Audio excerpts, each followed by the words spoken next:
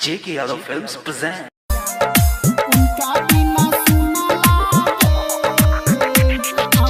JK Yadav Films. DJ Kanchan Raj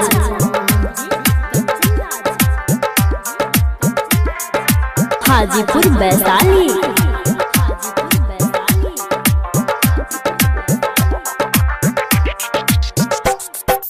उनका बिना सुना लागे अब तक गौआ नगरिया हो। उनका बिना सुना लागे अब तक गौआ नगरिया हो। जाई के ले आवो चंदा हमरा जान के खबरिया हो। जाई के ले आवो चंदा हमरा जान के खबरिया हो। जाई के ले आवो चंदा।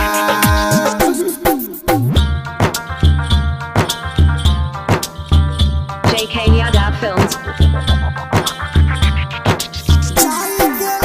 DJ कंचन राज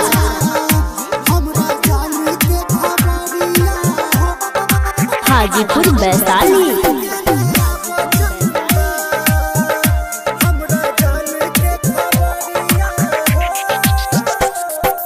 कवाना दिशा में बारी लिह पाता लगाई हो। कवाना दिशा में बारी लिह पाता लगाई हो।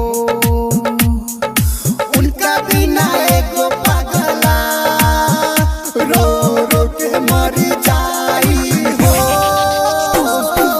उनका बिना एगो पगला रो रो के मर जाई हो। उनका बिना एगो पगला कवाना दिशा में बारी लिहा पाता लगाई हो। JK Yadav Films.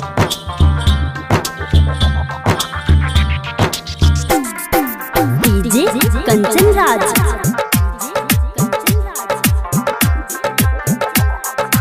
Hajipur Vaishali.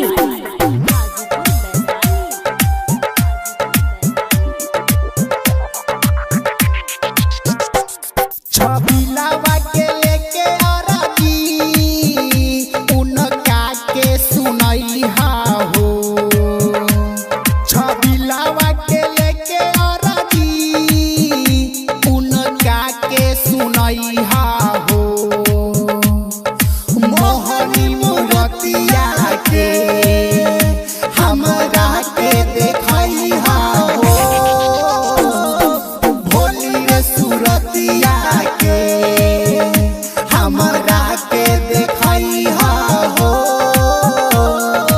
भोली रे सूरतिया के छबिलावा के लेके अरजी उनका के सुनैहा हो।